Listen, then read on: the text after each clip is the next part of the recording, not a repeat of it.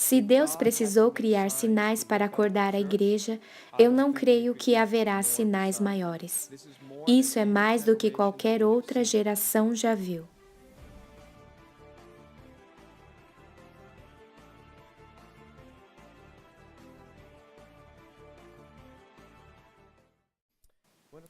Eu vou falar sobre sinais. O assunto de hoje é sinais e vamos falar sobre o eclipse solar norte-americano. Mas antes de fazer isso, eu quero falar sobre a palavra sinal. Deus dá sinais. Quantos de vocês acreditam nisso? Sim? Deus dá sinais. Aqui está uma palavra. Alguém conhece essa palavra? Alguém que tenha estudado hebraico? Ninguém? Alguém sabe que palavra é essa em hebraico? Mazal Tov. Digam Mazal Tov. Mazal Tov. Significa o quê? Vamos lá? Aqueles que já estiveram em Israel comigo? Nós dizemos Mazal Tov quando queremos parabenizar alguém, certo? Em casamentos, Mazal Tov. Você recebeu uma promoção, Mazal Tov. O que isso significa? Tecnicamente, significa parabéns ou boa sorte, o que muitos dizem hoje em dia. Mas vem de duas palavras, Mazal e Tov. Mazal tem a mesma raiz de Mazarot, que significa constelação. Tov é bom. Então, o que isso diz? Quando os judeus dizem isso, estão dizendo boa constelação ou pode ser bom sinal. Quando o judeu usa a palavra sinal, a que estão se referindo? Nós temos o nosso próprio entendimento, mas a que os judeus se referem? Em 1 Coríntios 1, 22, lembrem que 22 é o número para... Tem alguém alerta aqui? Eu já publiquei esse livro há 10 anos. Os membros da minha igreja já leram isso? 22, número para os judeus. Vou lembrá-los disso outra vez, vez após outra. 22 é o número do fim dos tempos, o número dos judeus. Então, não é surpresa que no verso 22, em 1 Coríntios, capítulo 1, Paulo diz: Porque os judeus pedem sinais, todos digam sinal, e os gregos buscam sabedoria. Gregos aqui se refere aos gentios, nós, pessoas que não são judias. O que acontece muito na Austrália, tenho certeza que é igual no Canadá, América, onde os cristãos gostam de debates. Ateístas gostam de debates. Por quê? Porque os gentios buscam conhecimento, sabedoria. Eles gostam de debater, mas os judeus não querem esse tipo de evidência sobre quem é o Messias. Eles querem sinais. De fato, eu conheço um rabino que encontrou o Messias simplesmente porque fez alguns cálculos em gemátria. Yahvé é igual a 26 e... qual é o outro? Yahvé mais Maria. Eu esqueci o número exato, acredito que é 190. Enfim, somando os dois, resulta o mesmo número da gemátria em Yeshua. Então, se você soma Deus mais Maria, a Virgem, esses dois valores é igual a Jesus, e baseado nisso, ele encontrou o Messias. Eu aposto que ninguém aqui que seja não judeu se convenceria com isso.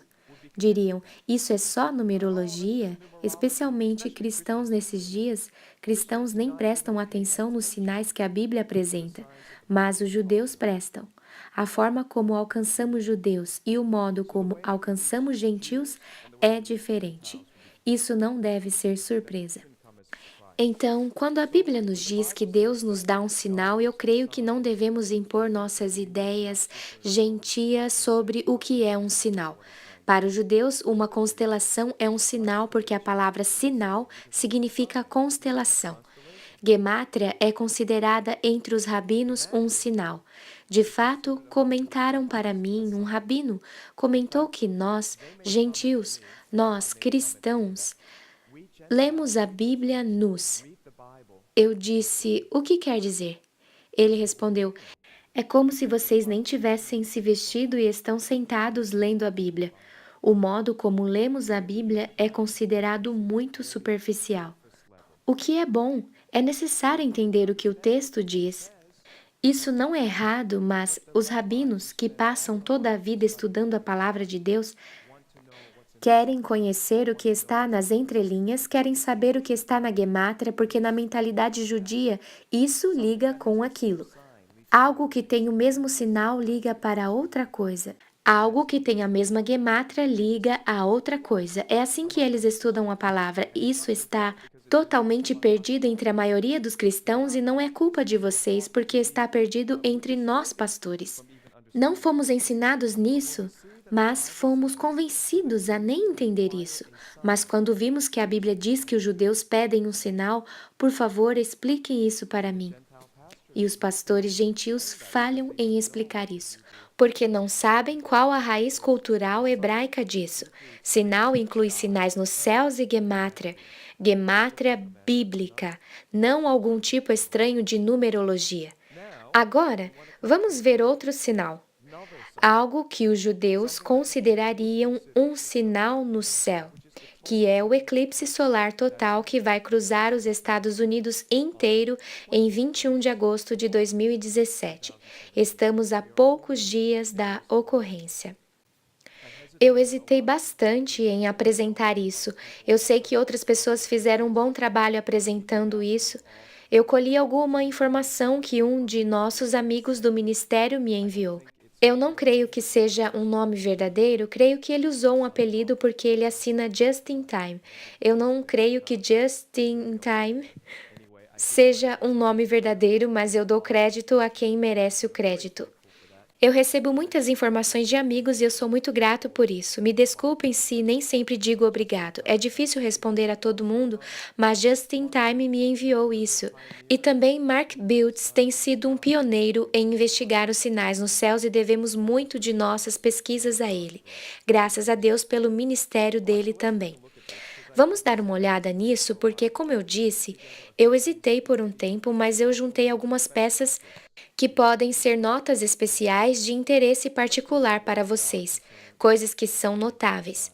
Vamos abrir a palavra de Deus a respeito dessa ideia de sinais. Primeiro capítulo de Gênesis. Não há lugar melhor para começar. Verso 14. No quarto dia da criação, lembrem desse número 4. No quarto dia da criação, Deus disse que haja luz no firmamento para separar o dia da noite, que elas sejam para 4 coisas, para sinais. Vocês podem repetir? Sinais. E para estações, e isso não é inverno, primavera, verão e outono. A palavra é Moedim. Moedim se refere às festas do Senhor. Muitos cristãos não prestam atenção nisso. Eles conhecem a Páscoa e o Natal e nem ensinam seus filhos para celebrar, mas Deus guarda. Eles são para estações, os Moedim, as festas do Senhor. E para que mais eles servem? Para dias e anos. Se os gentios tivessem escrito a Bíblia, nós teríamos dito que Deus criou o sol e a lua para dias, meses e anos e só. Nós não diríamos que são para sinais, especialmente em nossos dias, porque consideramos que seja superstição. Talvez algo que os antigos, ignorantes que não sabiam de nada e prestavam atenção nisso. Na verdade, muitas vezes vemos que sabiam mais do que nós. Nós é que esquecemos o que eles sabiam. Então a Bíblia diz que primeiro o sol e a lua estão no céu para sinais. Depois a Bíblia diz que os discípulos pediram por sinais. Então Deus vai, às vezes, dar sinais. Ele não quer que você ame os sinais. Algumas pessoas acabam adorando os sinais, seguindo os sinais, então acaba se tornando astrologia, numerologia, e claro, isso é errado. Está se esquecendo do Criador que fez esses sinais para apontar para Ele mesmo, não para você e a sua sorte. Então, o Sol é um sinal, a Lua é sinal. Como? Vamos analisar isso. Você percebe que o eclipse solar total só é possível na Terra? Nenhum outro planeta que conhecemos, nenhum planeta que tenhamos conhecimento no sistema solar pode apresentar um eclipse total solar.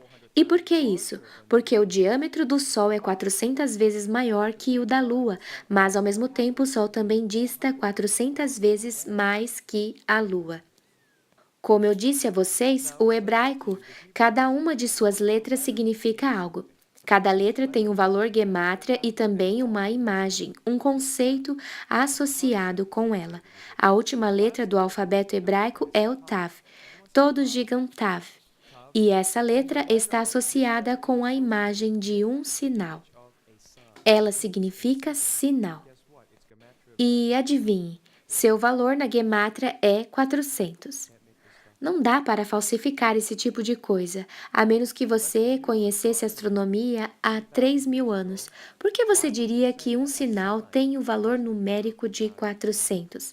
Porque a pessoa que criou o alfabeto hebraico criou o Sol e o criou 400 vezes maior que a Lua e o posicionou 400 vezes mais distante, de forma que eles podem se cobrir perfeitamente, porque os dois discos podem às vezes parecer do mesmo tamanho. Isso é um sinal. No quarto dia, ele criou esse sinal. Ele lhe deu o valor de 400 e fez a distância em 400 e o tamanho em 400 vezes maior. Esse é o nosso Deus. É por isso que cremos no que lemos. Não é algo inventado, não apenas mais um texto religioso, não é outra ficção criada por homens, é algo objetivamente verdadeiro. Eu sigo Jesus porque ele é verdadeiro, não porque seja conveniente. Não porque cresci numa família cristã, eu não cresci. Eu escolhi Jesus porque ele é verdadeiro e eu prefiro seguir algo verdadeiro mesmo que seja inconveniente. E mesmo que pareça inconveniente às vezes, porque Deus busca aqueles que o adoram em espírito e em verdade. Isso significa que você não pode ter nenhuma sombra em você. Nenhuma desonestidade em você, nenhuma mentira em você. Se você quer seguir a Deus, você precisa ser honesto com Deus. É isso que impede as pessoas de virem a Deus. Não é falta de evidências. As evidências estão bem aí no céu. Está escrita nos textos, está em cada letra do alfabeto hebraico. Está na matemática, na ciência, está nas vidas das pessoas. O que mantém as pessoas longe de Jesus? Sua desonestidade. Elas são desonestas quanto a quem são, elas acham que são melhores que outras pessoas. Se acham mais espertas que Deus, acham que Deus está errado e elas certas, isso é falsidade. Verdade e humildade andam juntas. A única forma de ser humilde é aceitando a verdade. Deus nunca é culpado de nada, Ele é um Deus bom, e se há algo que pensamos que Deus está errado, não, nós estamos errados. E precisamos entender um pouco mais, e provavelmente nunca veremos as coisas que Deus vê, mesmo a nossa própria situação. É difícil de entender às vezes, mas se você ficar com Deus, Ele vai te mostrar. Você precisa se humilhar. Deus certamente está te dando sinais. Nós não gostamos da palavra sinal. Os gregos, os gentios gostam da palavra evidência. Nós nos apoiamos em nosso conhecimento, apoiamos nossa salvação em conhecimento. Por isso preferimos a palavra evidência, os ocidentais. Mas os orientais gostam de sinais. Sinais são bons, sinais são objetivos. Como eu disse, há uma tabela do alfabeto hebraico ou Aleph Bet. Há 22 letras e Tav tem um valor na gemátria de 400. Ali está, eu sublinhei para vocês. Há uma forma antiga de escrever interessante que o Tav era escrito simplesmente como uma cruz. Então, quando Jesus disse que era o Alfa e o Ômega, realmente disse Aleph Tav. Aleph é o forte, se parece com um touro. Eu sou o touro sobre a cruz. Eu sou o forte sobre a cruz. Eu sou o sacrifício animal sobre a cruz. Está ali até em forma de figura, então se você é judeu, quem é o Messias? Está ali na primeira e última letra do Aleph Bet. Ninguém mais foi à cruz por você. Eu acredito que os rabinos descobriram isso em algum momento, isso é bem claro. Então modificaram o Tav com o tempo e o fizeram num formato diferente. Mas é inegável o formato original, quando o Tav era uma cruz. É daí que temos todas as letras. Muito bem. A Bíblia diz que o sol é um sinal. O Sol é um sinal. Há coisas muito singulares no Sol, provavelmente mais do que podemos imaginar, mas creio que descobrimos uma delas. O eclipse solar é um sinal. O que mais pode ser um sinal? Aqui está uma coisa interessante. Quanto você acha que é a temperatura da superfície do Sol? Alguém sabe? Aqui está. Diz que a temperatura na superfície do Sol é 5.778 K. Esse é um número muito interessante porque o próximo ano hebraico é 5.778. Vai acontecer 1 ou 2 dias antes do sinal de Apocalipse 12. Então, 5.778 quase equivale a 2018. Será coincidência ou será um sinal? Deus ama brincar com as palavras, imagens e números. Ele pode fazer o que quiser. Muitas pessoas não aceitam isso, muitos cristãos não são ensinados nisso, então dizem que é apenas coincidência. Como o rabino diz, eu cito: coincidência não é uma palavra kosher, que é adequada. Não há coincidências em Deus, é um acontecimento de Deus. Jesus disse assim. E muitos interpretam essa única passagem. Eles isolam esse texto para dizer que Jesus não nos dará sinais. Não é isso que ele está dizendo. Ele disse que os fariseus, ele os chama de geração perversa e adúltera, buscam sinais indicando que eles não estão buscando o Messias. Se você busca o Messias, ele te dará muitos sinais, mas ao invés disso, eles estavam buscando apenas pelo próprio sinal e assim muitos rabinos, eles acabam apaixonados pela gemátria. E é muito apaixonante porque há muitas coisas incríveis, místicas e misteriosas na Bíblia e você pode acabar se perdendo em detalhes, você acaba não percebendo o grande quadro porque está muito focado no estudo microscópico de cada pequeno detalhe porque é gostoso e interessante. E ele diz que isso é mal. É como se eu escrevesse uma carta para você e você odeia a pessoa que deu a carta, mas ama a carta. Isso é chamado de amar a letra da lei. Você deve amar a pessoa que deu o sinal para você. Então ele diz: uma geração perversa e adúltera busca por sinais, mas nenhum sinal lhe será dado exceto o sinal de Jonas. Então, até para a geração perversa ele diz: eu vou lhes dar um sinal. Ele não está dizendo que Deus não dá sinais, ele diz que para os maus dará apenas um sinal, mas para aqueles que amam o Messias, você pode encontrar muito mais que apenas um sinal. Então ele diz: eu vou lhes dar aos maus o sinal de Jonas. Para quem ele estava falando? Os perversos, os maus. Os legalistas, os fariseus. Nós interpretamos isso em nosso contexto, nós lemos isso como cristãos. Então dizemos: qual é o sinal de Jonas? Bem, Jonas fugiu do chamado de Deus, foi comido por um peixe e, de fato, ele morreu dentro do peixe, mas ressuscitou depois de 3 dias e o peixe o cuspiu. Jonas diz que esteve nas profundezas do inferno, então ele morreu, ressuscitou, foi cuspido e ele diz: esse é o sinal de Jonas? Nenhum outro sinal será dado exceto o da ressurreição. Isso é bem cristão. Eu entendo isso, eu sou cristão, eu entendo porque você diria isso, mas isso não seria o que os fariseus estariam buscando. E ele diz: vou lhes dar um sinal, mesmo sendo maus e vacilantes, mesmo que não creiam em mim, Jesus, e minha morte e ressurreição por você, eu vou lhes dar um sinal, e é chamado de sinal de Jonas. O que seria isso? Se perguntar aos cristãos, eles vão dizer apenas uma coisa, então precisamos voltar na história e analisar o que foi o sinal de Jonas. Porque Jonas fez algo que ninguém mais fez. Ele entra numa cidade muito relutante, ele é um profeta relutante. De fato, ele deseja que as pessoas com quem está pregando morram. Ele os odeia. Pense nisso. Já existiu algum missionário que odiava as pessoas que estava alcançando com um sermão relutante e que acaba convertendo a cidade inteira? Esse foi um dos milagres mais impressionantes em toda a Bíblia. Nós gostaríamos de fazer isso, nós gostaríamos de entrar em uma cidade pregando: bem, Jesus morreu por você, pegar ou largar, sendo realmente relutantes nisso, fazendo com muito desânimo, e a cidade inteira de Melbourne diz: Jesus, tu és o Senhor, o que nós temos feito, o que estávamos pensando? Vamos voltar a orar e ler a Bíblia nas escolas, vamos todos voltar para a igreja, vamos fechar o comércio, vamos ter um Shabat verdadeiro, todos precisam ir para a igreja todo final de semana. Isso é reavivamento, foi isso que aconteceu em Nínive. E muitos cristãos não conseguem explicar isso porque ignoram o que Jesus disse.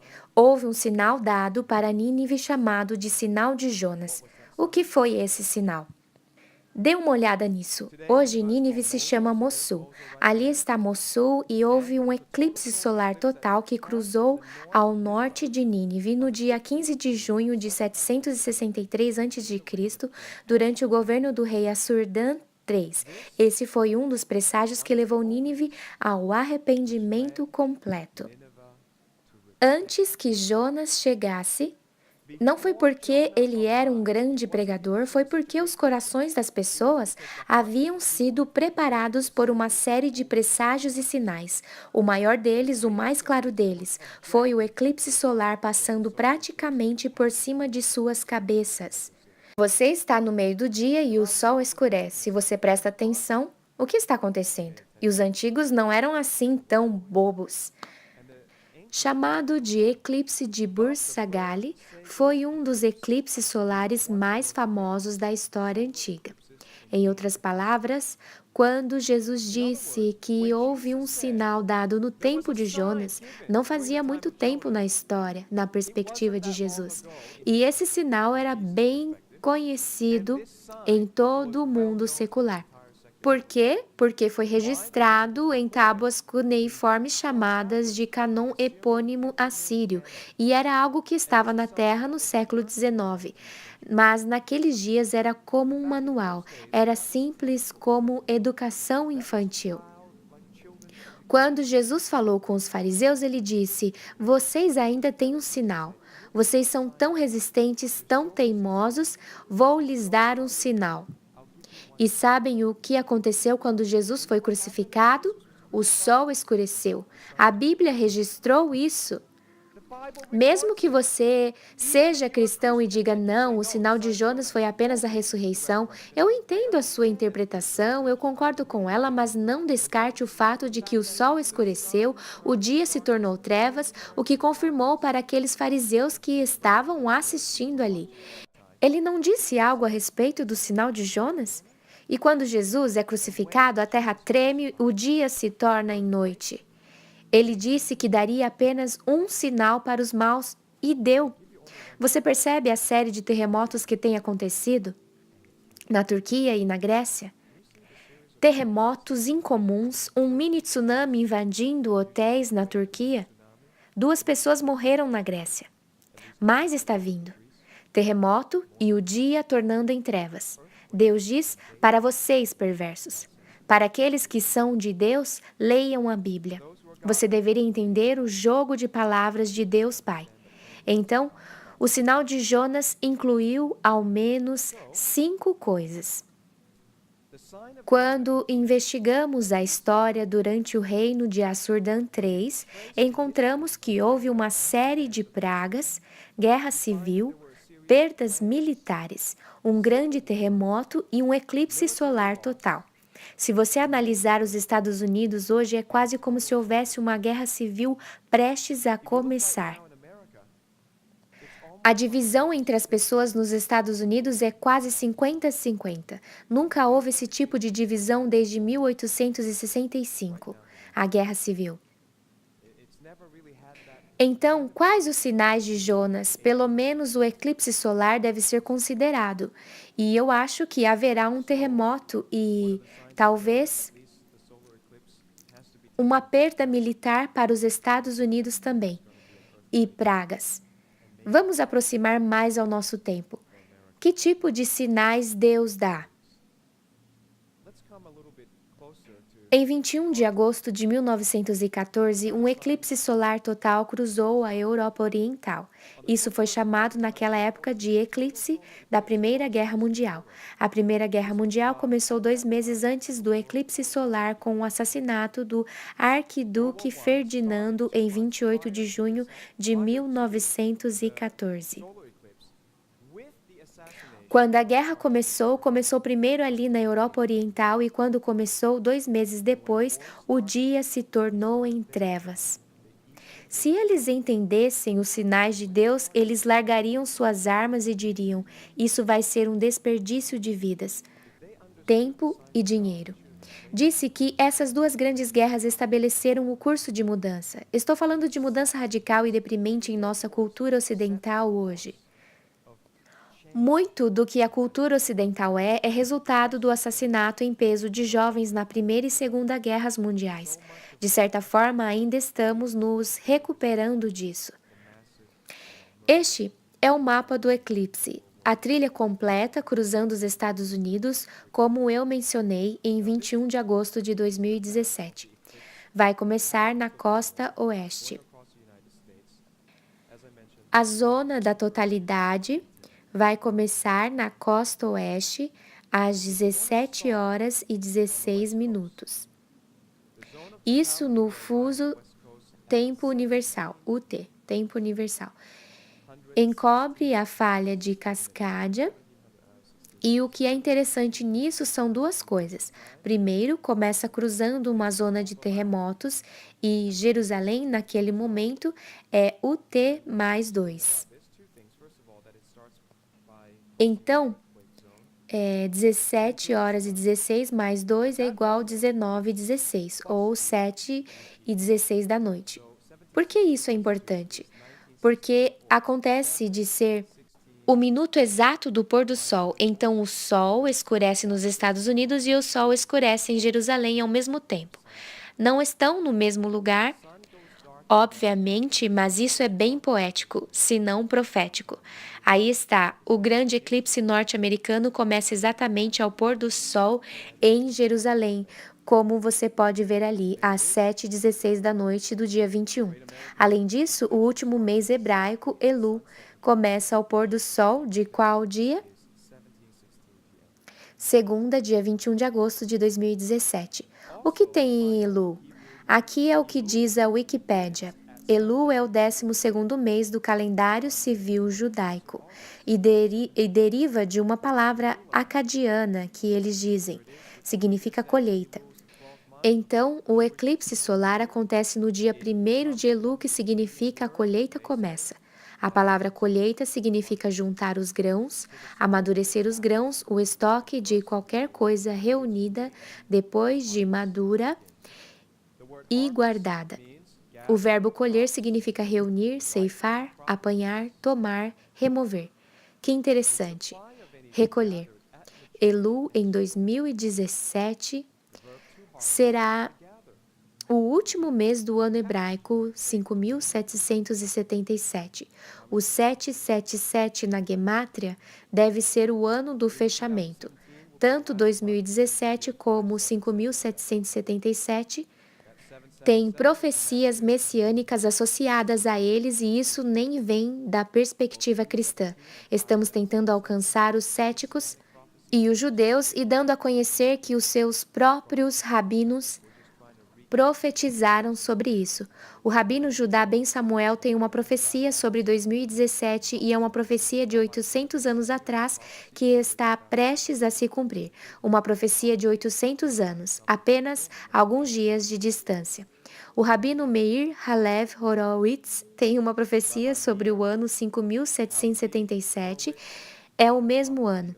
Mas eu não sustento minha vida em profecias judaicas. Você aceita se quiser, mas eu creio que há muita convergência de sinais, muitas conjunções e alinhamentos de sinais apontando para a mesma época, 2017 e 2018. O tempo dirá.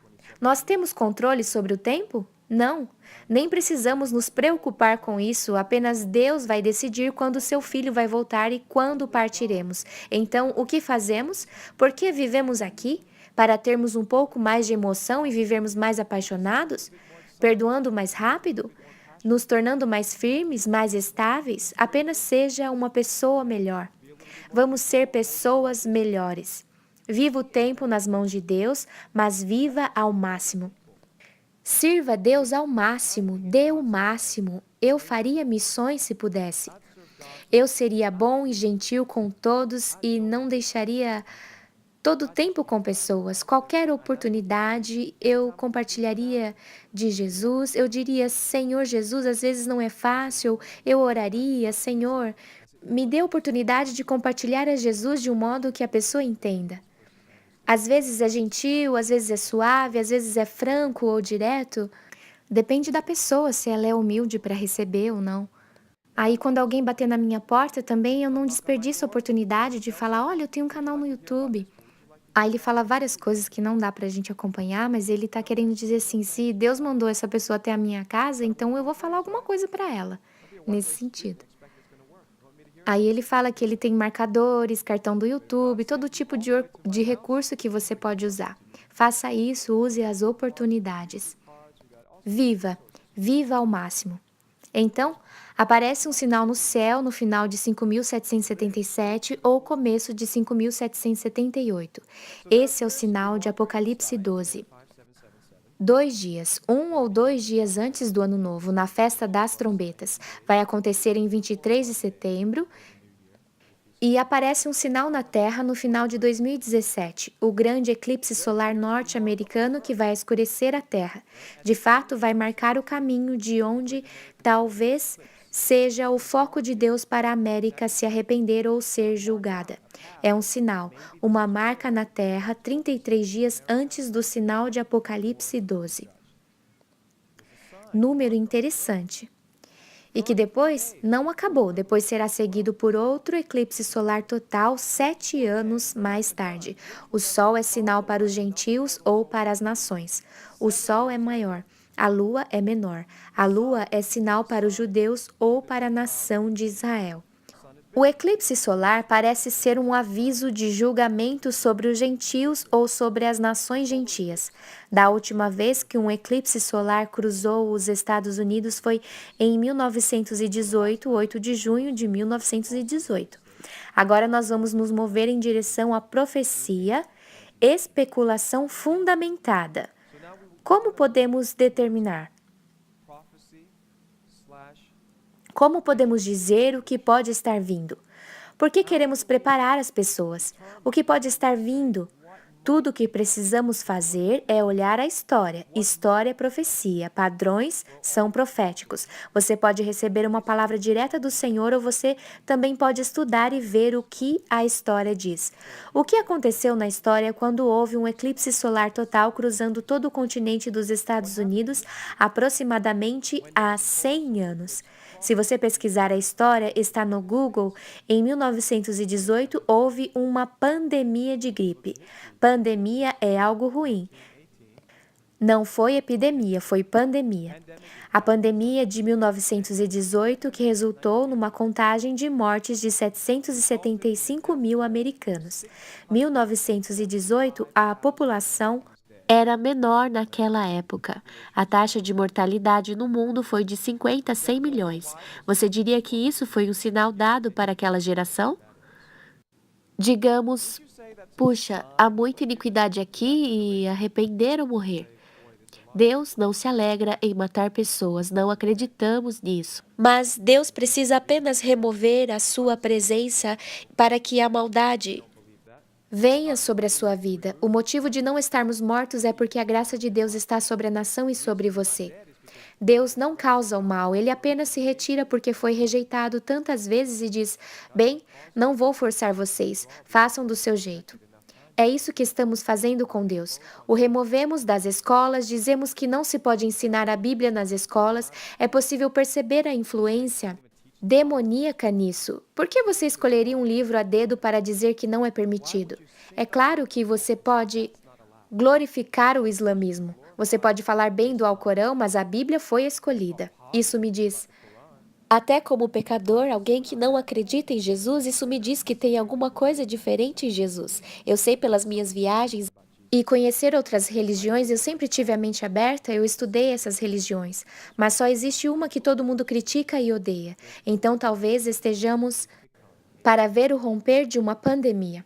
Mas eu quero analisar outra coisa que talvez seja uma pista. Se olharmos para o trajeto do eclipse e olharmos para o mapa de risco de terremotos disponibilizado pela USGS, é possível ver a cascade ali, começando na esquerda. Yellowstone é outro ponto forte. Depois, descobriram que há outra região surpreendente de terremotos que chamaram de Nova Madrid. É surpreendente porque fica bem no meio do país e ninguém imaginaria que estaria ali.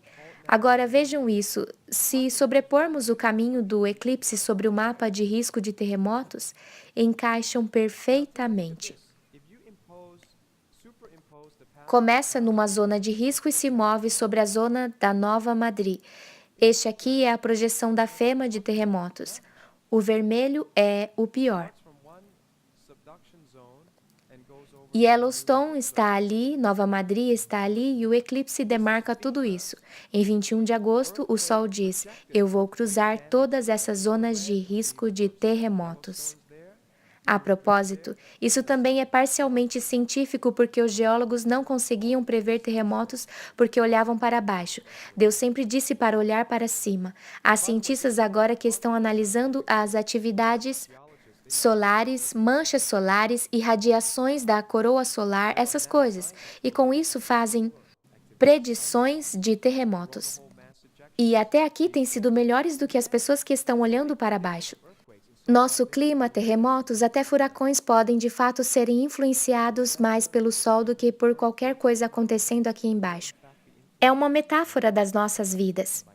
Tentar entender nossas vidas apenas olhando para as coisas na Terra, mas Deus diz que para entender a sua vida você deve parar de olhar para as coisas daqui e olhar para o alto. Olhe para cima, olhe para cima, olhe para cima. É o que Jesus diz. Então, agora nós vemos o primeiro eclipse solar total cruzando os Estados Unidos em 2017. Depois, haverá um segundo eclipse solar total cruzando os Estados Unidos 7 anos mais tarde, em 8 de abril de 2024. Antes de mais nada, o que é interessante sobre o 8 de abril é que acontece de ser, se você acredita em coincidência, acontece de ser o primeiro de Nissan de 5.884. Nissan é uma festa judaica, o Moed. Nós já falamos dos Moedim, as festas do Senhor. Isso é uma festa, é um dia importante, primeiro de Nissan, o ano novo religioso. Se unirmos os dois, parece que há uma cruz ali, um marco. E o que está nessa marca? Interessante que é a zona sísmica de Nova Madrid, mas não apenas isso. Se analisarmos cuidadosamente o mapa, vemos vários estados que tiveram suas fronteiras demarcadas por dois rios. Você vê isso? São o Mississippi, o maior, e o menor é o Ohio. Essa cruz, esse X, marca o ponto exato sobre a zona sísmica e sobrepõe a posição em que os rios se encontram. E por que isso é interessante? Porque os rios dividem a terra em três naquele ponto. Agora, a Bíblia diz em Isaías 18:7.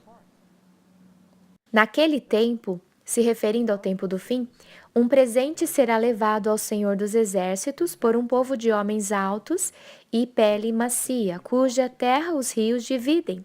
Cuja terra os rios dividem. Os rios Ohio e Mississippi se unem exatamente onde os eclipses se cruzam. Apocalipse 16:17 fala da sétima taça. Esse é o final das profecias de Apocalipse. Então, derramou o sétimo anjo a sua taça pelo ar e saiu grande voz do santuário do trono, dizendo: Está feito. E ocorreu grande terremoto como nunca houve igual. Desde que há gente sobre a terra, tal foi o terremoto, forte e grande. Verso 19. E a grande cidade dividiu-se em três partes, e caíram as cidades das nações, e lembrou-se Deus da grande Babilônia para dar-lhe o cálice do vinho do furor da sua ira. Verso 21. O último evento e grande saraivada são meteoritos. Caiu do céu sobre os homens, e os homens blasfemaram de Deus, porquanto seu flagelo era sobremodo grande. Tem pedras caindo em sua cabeça? Melhor saber que é a hora de se arrepender. A pergunta é: nós sabemos que a Grande Babilônia vai ser dividida em três. A questão é: será que a América é a moderna Grande Babilônia? Eu pincelei sobre isso nos 22 eventos futuros profetizados em Apocalipse. Se você quiser estudar o quarto deles, sobre as 7 taças, ali eu entro em detalhes sobre essa conjectura. Será possível que a Babilônia não seja apenas a moderna Arábia Saudita e o Iraque, mas na verdade essa grande potência econômica de que se fala no fim dos tempos. Ninguém se compara a eles. Ninguém se compara aos Estados Unidos. Então pode ser a América também. A Grande Babilônia será dividida em 3 partes. Com que isso se parece? Por que a América é importante? Por que falamos tanto disso? As pessoas perguntam: você é australiano, mora aqui? Bem, eu me preocupo com a Austrália. Por isso, preciso pregar sobre a América porque a América nos influencia demais. A América é o elemento-chave obstruindo a expansão do globalismo. Eu não disse comércio global. Nós gostamos do livre comércio, porque é escolha. Isso não é forçado, eu não preciso comprar algo, eu escolho comprar de outro país. Isso é o livre comércio, comércio global. Isso é bom. Mas globalismo significa controle político absoluto sobre os seus dados pessoais, suas finanças pessoais, sua mobilidade, em uma palavra, sobre sua vida. E algum burocrata que não me conhece quer controlar tudo a meu respeito? Não, obrigado. Isso é globalismo. E a América, especialmente com Trump, está bloqueando isso. Trump é um empecilho para o globalismo e sua agenda anti-família, anti-liberdade, anticristianismo. É por isso que as elites o odeiam. A elite republicana o odeia tanto quanto a elite dos democratas. Isso me diz que ele deve ser bom. Se essas pessoas o odeiam, eu gosto dele. Soberania nacional, algo que Deus criou. Deus criou as nações. Soberania nacional é uma ideia divina, mas é um empecilho para a nova ordem mundial. O que é a nova ordem mundial? Escravização das pessoas ao sistema bancário ocidental. Você não sabe o que está acontecendo? Você sabia que é por isso que todos os governos estão criando dívidas? Dívida implica em riqueza para os globalistas. A sua dívida é a riqueza de outra pessoa. Não faz sentido? Quando o governo gasta dinheiro que não tem, estará aumentando seu cartão de crédito federal coletivo. O que é isso?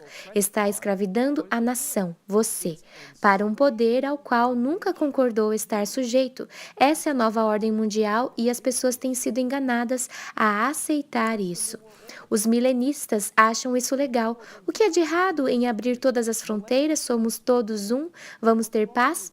Eu vou falar sobre isso semana que vem, os milenistas, porque isso é profético, pois nós vamos entrar no milênio e eles já se intitulam milenistas. Isso nos diz o quão perto estamos do milênio. Os principais inimigos do globalismo são Trump, Rússia, Síria e China. De fato, Trump está aprendendo rápido. Ele gosta de conversar com as pessoas, ele gosta de cercar de pessoas com as informações certas e está aprendendo. Mas ele, veja por mim, se ele assistir este vídeo, ele vai saber. Ele acabou de fazer um alinhamento entre América e Rússia, China e Síria. O poder globalista acabou até que os cristãos saiam daqui. Eles estão tentando causar todo esse conflito e lutas quando, na verdade, esses caras estão bem abertos. Houve um avivamento cristão na China, houve um avivamento cristão na Rússia. É por isso que eles odeiam esses países, porque o cristianismo é um empecilho para essa ideia de nós vamos controlar vocês, porque nós seremos como Deus para vocês, nós vamos cuidar de vocês. O que estão fazendo? Estão dizendo que são Deus, como algum político pode ser o meu Deus. Eles não são inteligentes o bastante, é claro que há exceções. Esse é o todo, há exceções, mas a exceção é a exceção e a minoria. Como essas pessoas que nunca fizeram nada, a maioria dos políticos nunca fez nada, eles não criaram um império imobiliário como Trump. Nunca criaram empregos para ninguém, eles não sabem como corrigir nada. Quais são as suas qualificações para governar sobre a minha vida? Eu vou render poder a vocês para que governe sobre a minha vida? E chamamos isso de paz mundial e amor? Não, isso é tirania. Pessoas tolas governando sobre mim é triste. Eu prefiro governar por mim mesmo, eu prefiro pagar meus impostos e tomar minhas próprias decisões, manter os impostos num nível mínimo e então decidir o que fazer com o meu dinheiro. Você não precisa cuidar de mim, eu cuido de mim mesmo. Meu último ponto aqui é que muitas pessoas dizem que Deus não vai fazer isso, Deus não vai julgar a América. De certa forma é verdade, ainda não é tempo de Deus julgar a América. Nós usamos esse termo de forma imprecisa. Deus julgando, mas você colhe o que planta. É difícil aceitar que algo ruim possa acontecer na América. Um historiador francês chamado Alexis de Tocqueville, sei lá. Viajou para os Estados Unidos em 1831 e eu fiz recentemente uma viagem como essa e reuni em primeira mão algumas experiências e informações. Eu não escrevi um livro, mas ele escreveu um livro intitulado Democracia na América. em 1835, e ele fez essa declaração. Isso é atribuído a ele. Talvez não esteja exato, talvez uma paráfrase, mas é uma declaração atribuída a ele, dedicada a ele. A América é grande porque a América é boa. Ele foi para a América tentando entender como eles são tão fortes, sendo uma nação tão jovem. Como nós cantamos sobre a Austrália, somos jovens e livres. O hino australiano. Eu não sei quando vamos mudar essa letra porque vamos envelhecer um dia e continuamos cantando. Enfim, as pessoas tentam entender como a América, sendo tão jovem, parecem ter rompido tudo com muita força. O que há de diferente neles? Ele disse que o que fez a América grande foi o que estava sendo pregado nos púlpitos da América. Ele disse que a América é grande porque a América é boa. Então ele fez essa previsão: quando a América deixar de ser boa, ela deixará de ser grande.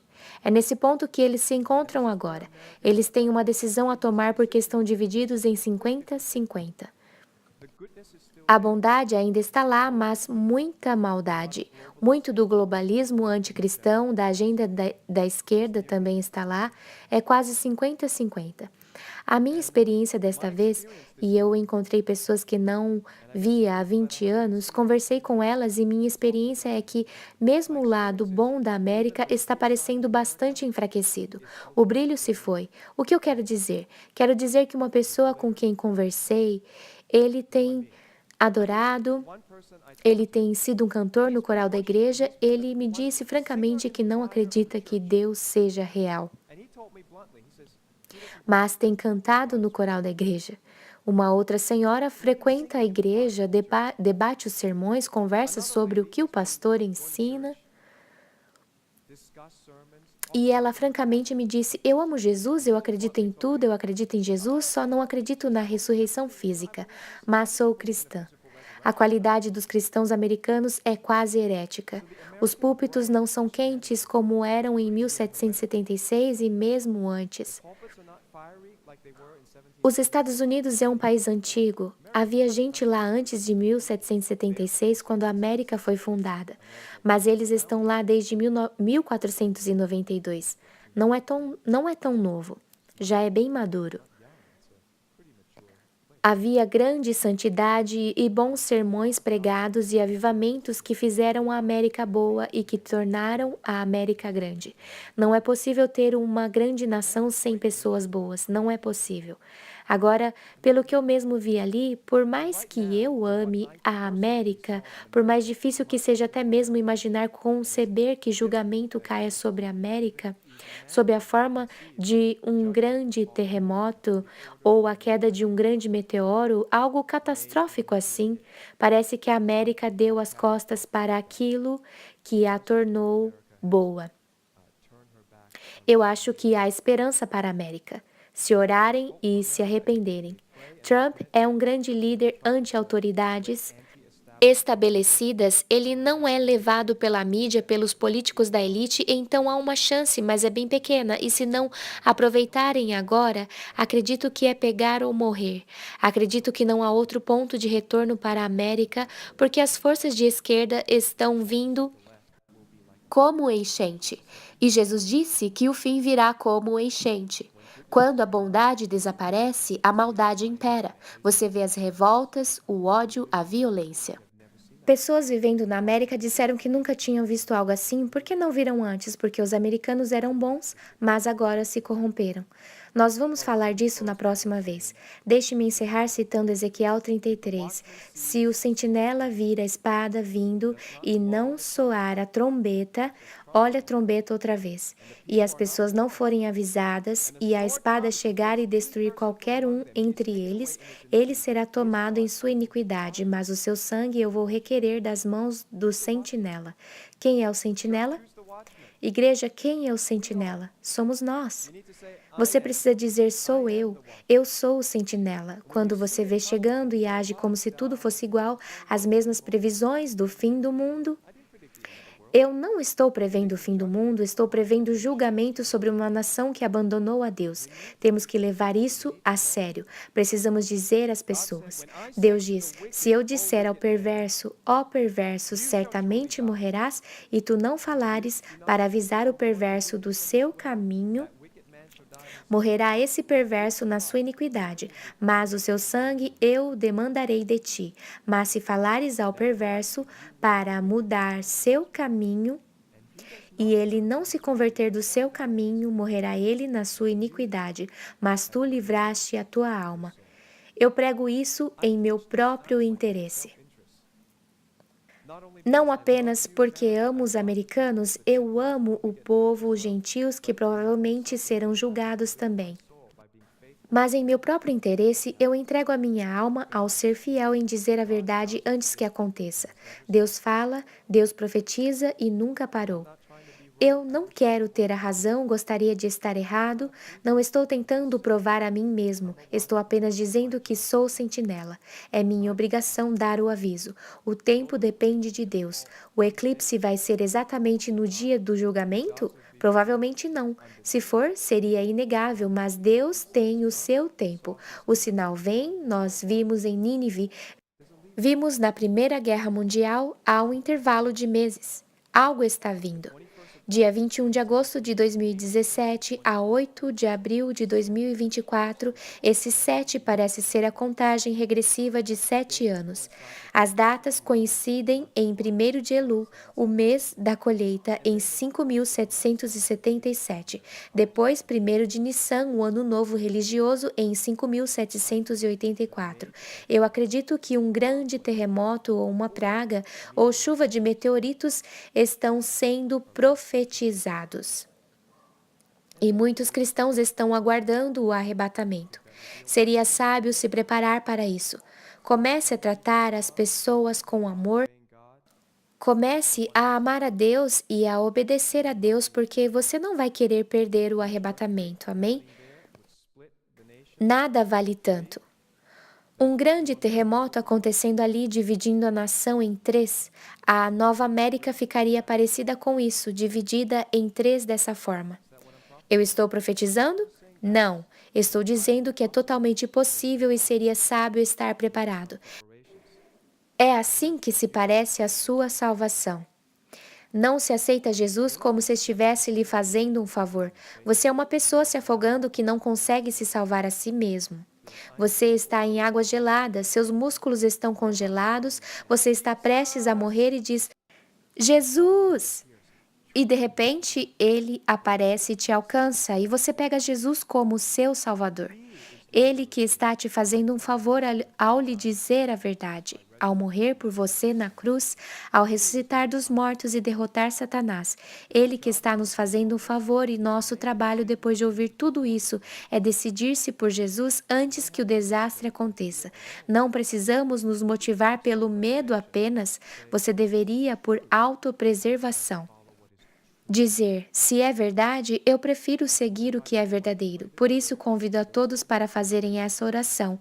Os que estão assistindo, faça essa oração para tomar as mãos de Jesus e dizer, por favor, me salva de qualquer problema em que esteja me afundando. Fechem seus olhos e inclinem seus corações. Se você quiser que Jesus seja o Senhor em sua vida, hoje é o dia. Tudo o que você precisa fazer é pegar na mão dele e dizer humildemente uma oração. Diga essas palavras depois de mim, que Deus, o Pai, vai responder. Diga, Senhor Jesus, eu abandono meu mau caminho e pego nas mãos de Jesus, aquele que morreu na cruz por mim, aquele que derrotou o meu inimigo, aquele que ressuscitou depois de 3 dias. Eu pego a sua mão. Salva-me dos meus pecados, dos meus problemas, da minha depressão. Salva-me, limpa-me, me faça teu, usa a minha vida, que faça a diferença. Eu quero viver uma vida com propósito. Deste dia em diante, guia-me e conduz-me. Me leve para a igreja certa, dê-me amigos novos e melhores, que me encorajem a crescer espiritualmente. Eu entrego minha vida a ti. Sou totalmente seu deste dia em diante. Em nome de Jesus eu oro. Amém. Amém. Eu te abençoo. Se você tomou esta decisão, foi a melhor decisão. Eu já fiz isso há 22 anos. Mais um 22. O 22 está em todo lugar. Fico muito feliz de ver você ser um cristão agora. Para quem tomou essa decisão aqui, seja bem-vindo à família de Deus. Continue crescendo, adquira uma Bíblia e leia. Encontre um grupo pequeno, uma célula, um grupo que a igreja oferece. Tenha comunhão com as pessoas, não é tempo de se isolar. Uma das táticas do inimigo hoje é isolar as pessoas. Não faça isso, ok? Faça o que for necessário para abrir a sua agenda e estar próximo de cristãos fortes. Se alguém te atingir e atacar a sua fé, apenas se afaste deles. Diga ao Senhor que você precisa estar perto de pessoas fortes e pessoas que têm muita fé, e você também vai crescer. Também ajuda a ser mentoreado por alguém. É bom assistir vídeos no YouTube, mas você precisa de contato humano. Peça a Deus por isso, em nome de Jesus. Amém? Eu vejo vocês no próximo vídeo. Mantenha os olhos para o alto. Se pudermos nos ver, eu volto com outra ministração do Senhor. Gente, esse final ficou bem ruinzinho porque as legendas passaram muito rápidas, então, perdão, viu?